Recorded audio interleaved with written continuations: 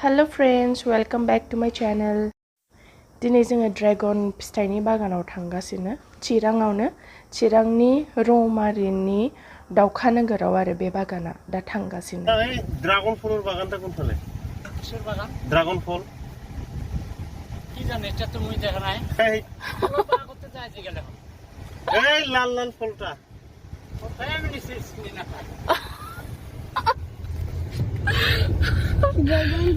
কিবা বাগানটা কোনফালে ड्रागन फल কিমান দূৰ আৰু অলপ আছে। wir haben hier. ड्रागन फলৰ মালিক আপনি? হ্যাঁ ভালো আছে কোনফালে হ'ব লাগে ইফালে না এইটাই ঘৰ सफैबाय जोङो फाइनाली मोनफैबाय ड्रागन फ्रुटनि बिगुमानि न'आव माने बिस्रा खेथि खालायदों नालाय जों नायनोसै होमबा थौदो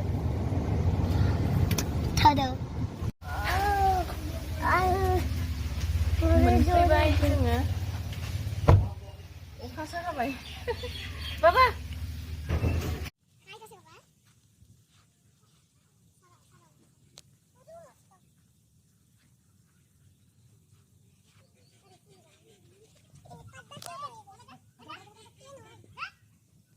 लायनाय बिफाङा बिदि सु दङ फिसा फिसा हनै फिफां नायलाय सुआ लायनाय फिथाइया बिदि थायो मोनबाय खोमाथ' ना मेरला थायदों माथो माबा सिजौ बिफां बायदि ना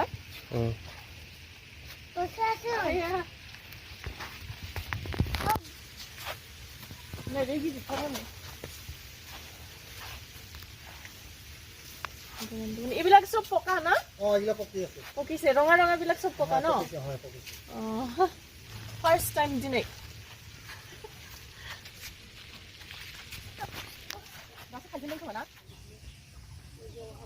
নাইগাसिनो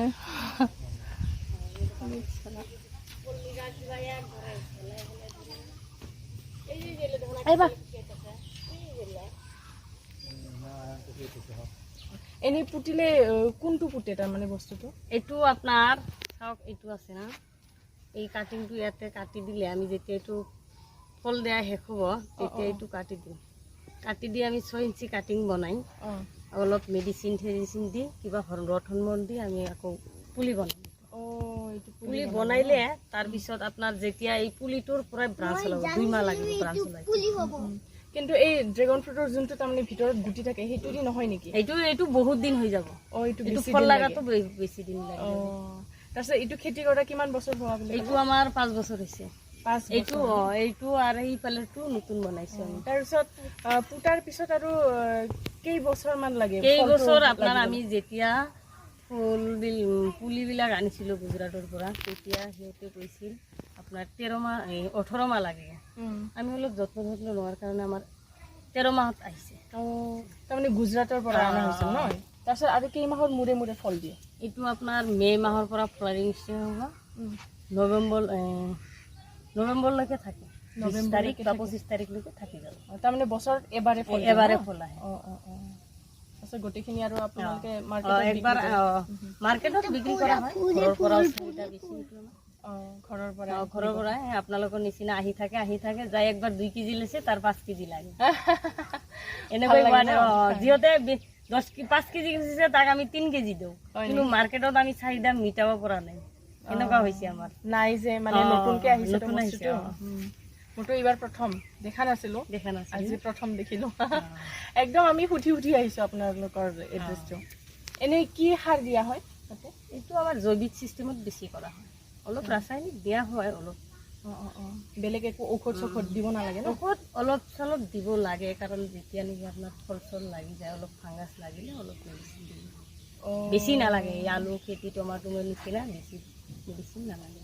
অলপ আৰু ন বেছি নহয়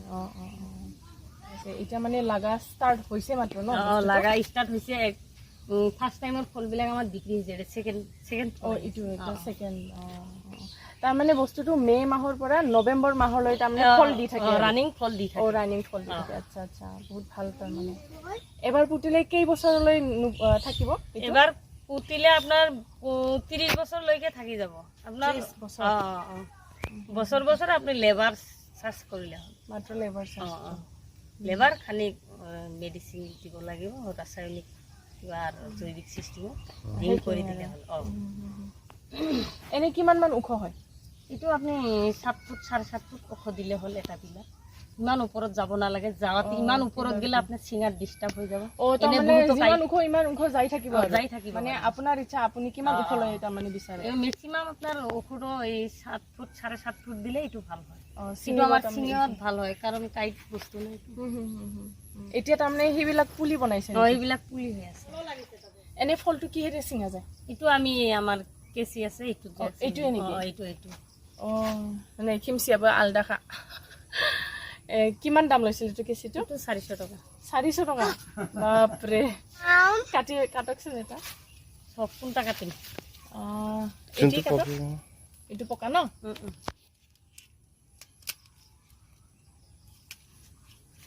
এই সব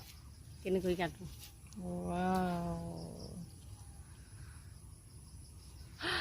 जा मोजां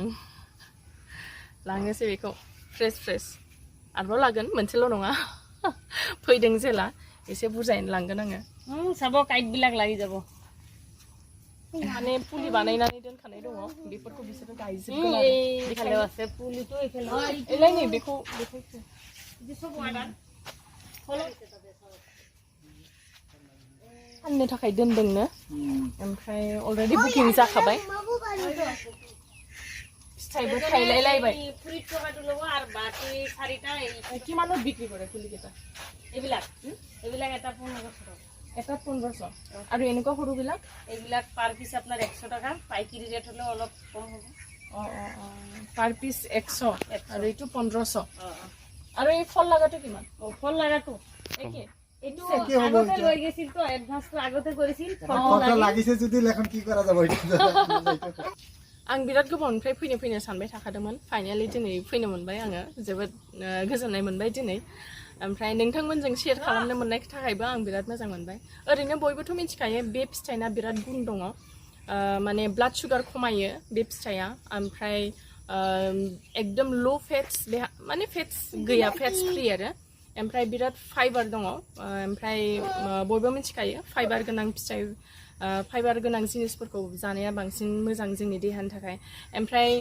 इमिउन सिस्टेम जोंनि जितु माने इमिउन सिस्टेम बेखौ बिराद स्ट्रं खालामो दाथ' माने कर'नानि बोथोर नालाय इमिउन सिस्टेमा जोंना बिराद स्ट्रं जानांगौ ओंखायनो नोंथांमोनाबो हायोबा ड्रेगन फ्रुटखौ बाजारनिफ्राय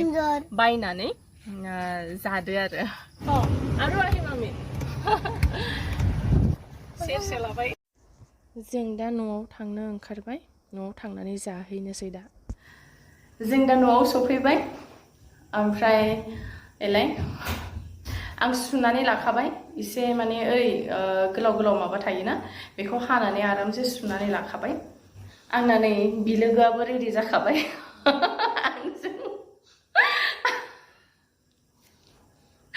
आंजों भिडिअ थाबानो रेडि जाखाबाय आंना बिलोगोआ ओमफ्राय दा आं नै ड्रेगन फ्रुटखौ हानोसै हानानै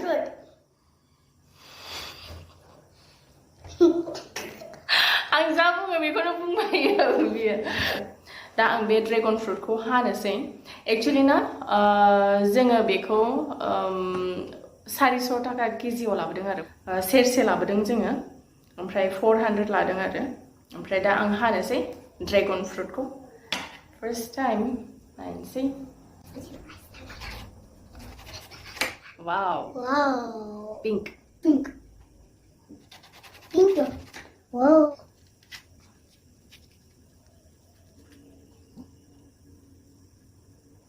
पूरा पिंक कलर जा मोजां आं बेखौ बोखारनोसै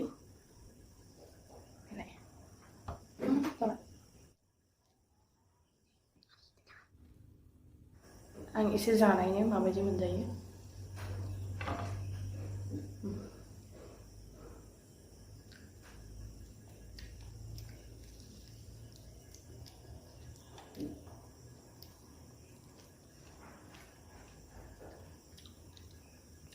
टेस्टी गोथाव बारा गोदै नङा खिन्थु ओरैबायदि माने बिदै दङ आं गोथाव मोनदों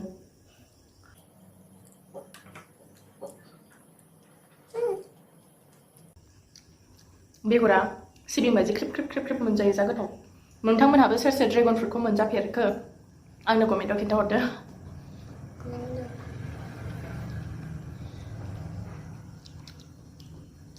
पिंक कालार जालायदों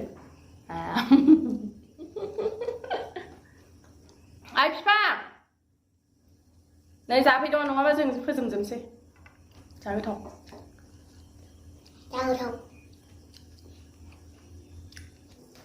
आखायाबो रं नांजोब्बाय माने नोंथांमोनहाबो आंनो कमेन्टआव खिन्थादो सोर सोर ड्रेगन फ्रुटखौ जाफेरबाय ओमफ्राय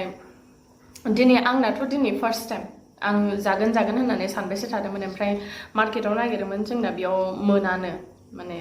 एखमबा ओंखारफ्लाङो खोमा आंबो माने टाइमाव मोनहैया आरो मोनस'नहैया आरो ओंखायनो फुरा बागानखौनो थांनानै एकदम नागिरहैनानै लाबोबाय आंनाथ' दिनै फार्स्ट टाइम आं ओरैबायदि मोजां मोनदों एबार फार्स्ट टाइम आरो आं जाबाय थागोन खोमा आरो बे फिथाइखौ आं जोबोद मोजां मोनदों जानो नोंथांमोनाबो ट्राइ खालामनो हागोन मानोना बे जोंनि हेल्थनि थाखाय बिराद मोजां गुगोलाव सार्च खालामनानै नायनो हागोन नोंथांमोनहा बिराद बेनिफिट्स दङ बे ड्रेगन फ्रुटनि आरो